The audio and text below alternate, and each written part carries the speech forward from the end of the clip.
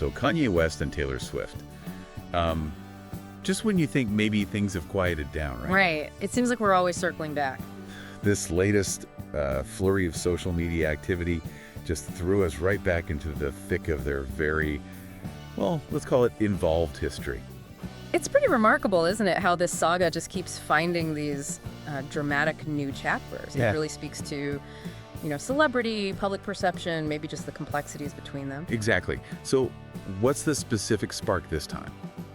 It looks like West went on, well, a social media burst. Mm-hmm. And right at the center were some pretty startling claims against Taylor Swift, specifically about her personal life. Yeah, involving others, too. We're talking about accusations that directly involve Harry Styles and Justin Bieber. Right.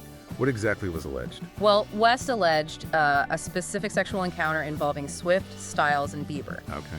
And his statement was very direct about it. He asserted the claim was, and I quote, 1,000% true. Wow. Okay, that's a significant escalation, I'd say. Definitely. In terms of their public back and forth, yeah. And the response from Swift's side, it sounds like it was quick. Very quick. Reports are saying her legal team has already sent out a cease and desist letter. Okay, a cease and desist. So legally, what does that actually signal? Well, it's a formal demand, basically. Stop doing this specific thing, in this case, making these kinds of statements. Right? And the reported grounds are serious. That West's posts are false, defamatory, and amounting to sexual harassment. So not just dismissing it as like typical gossip then. Not at all. The language highlights how seriously her team is taking it. Yeah, it sounds like they believe this is, a calculated move by West, intended to actively damage her reputation, maybe even her career. That perspective really underscores the potential impact of this kind of online talk, doesn't it? Especially with profiles this huge. Absolutely. And the accusation of malicious intent just adds another layer. It does. And speaking of layers, there's the reported reaction of Taylor Swift's boyfriend, Travis Kelce. Oh, yeah. What's being said there? Apparently, he wants to confront West directly about all this. Wow, directly. That's the report. Which, considering celebrity relationships and public image, it speaks volumes about the personal feelings involved when claims like this are made so publicly. Yeah, no kidding. Okay, so what about the other people named? Styles and Bieber? Well, various reports suggest that both Harry Styles and Justin Bieber are denying West's claims through their own people. Informally, perhaps. Okay, so denials are circulating. Yeah. But it's important, I guess, to note that right now we haven't actually heard directly from Swift, Styles, Bieber, or even West since his initial posts, have we? That's correct. Apart from West's initial posts, it's been public silence from the main parties involved. And that kind of silence, it just creates this vacuum, doesn't it? It really does. And in that space, speculation, more reporting, it all rushes in. It emphasizes how powerful that initial statement can be in driving the whole narrative. Right. So, okay, let's just recap where we are right now. We've got these very specific, pretty inflammatory claims from West on social media. A swift legal response from Swift's camp alleging serious harm. Right. Defamation, harassment. Then we have reported denials from Styles and Bieber. Yeah.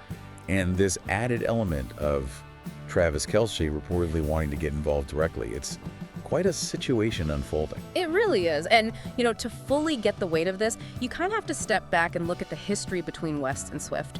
It's long, it's public, it's complicated. Oh, absolutely. This isn't just some random incident. It's like another chapter in a very long book. Exactly. You can't even start talking about them without thinking back to, 2009? Yeah. The MTV VMAs? That moment, yeah. When West interrupted her acceptance speech? Yeah. I mean, that was just such a huge disruptive moment. It almost felt like it set the stage for everything that followed. It really was a cultural flashpoint, wasn't it? Not just an awkward awards show thing. Yeah. It instantly created this whole narrative of conflict, this unresolved tension that's just followed them both ever since. It became the reference point. Yeah, every single time. And then, okay, fast forward, 7 years? 2016. West drops the song Famous. Yes, Famous. With that incredibly controversial line. I think everyone remembers it. I feel like me and Taylor might still have sex. Yeah. Why, I made that bitch famous. That lyric was definitely a lightning rod. Understatement. It just seemed to reignite the whole thing, but on a massive scale. It absolutely did. It sparked huge debates, about artistic license, respect, how people are portrayed in art. It undeniably deepened the rift. Yeah. And it brought a whole new level of kind of personal animosity into the public view of their relationship. And it seems like even much more recently, Swift herself might have been engaging with this history, maybe more subtly through her own music. Are you thinking about Thank You, Amy? Exactly. From her latest album, The Tortured Poets Department. Specifically, the way the title's been capitalized in different versions. Yes, that's quite intriguing, isn't it? The version that spells it out, Thank You, Amy, those capitalized letters, Y and E. Right. It's been widely read as a pretty deliberate nod, maybe even a little jab, at Kanye West. You know, YE. Yeah, feels pretty pointed. And wasn't there another version too? There was one stylized as Thank You, AE, KIM capitalized. Which, again, people immediately saw as a potential reference to West's ex-wife, Kim Kardashian. Precisely. So it suggests, a continued awareness of the key players in this whole drama. Right. Maybe even a deliberate engagement with them, even if it's indirect, through these artistic choices, like leaving little breadcrumbs for people following the story. So putting it all together, this long, very public timeline, moments of conflict, these perceived slights, artistic references, and now these really direct personal accusations and legal threats. It really makes you think about the dynamics here. It does raise some big questions, doesn't it, about how these celebrity feuds even function now in our super connected digital world. Yeah, the speed is incredible. The speed, the reach. Social media just amplifies everything to an insane degree, and those lines between public persona and private life just get blurrier and blurrier. With real consequences, clearly. Absolutely, real-world consequences.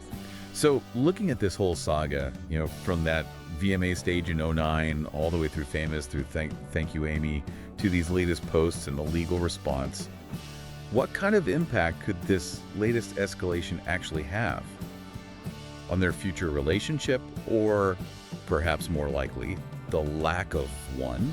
That's the million-dollar question, isn't it? It feels like we've hit some kind of new peak of intensity, but where does it even go from here? That's what I keep wondering. It is the Ling Ling question. And if you think about it in the bigger picture, the music industry, celebrity culture, this whole dynamic is just a really compelling, if dramatic, case study. Yeah. How artists navigate public conflict, how they use their influence, how they shape their legacies, the long-term effects on their careers, their place in pop culture history. It's definitely something to watch. Absolutely. Maybe something for listeners to mull over is, given this incredibly long and often turbulent history, could this latest chapter possibly somehow lead to any kind of resolution, however unlikely that might seem right now? Or does it just stick the trench in the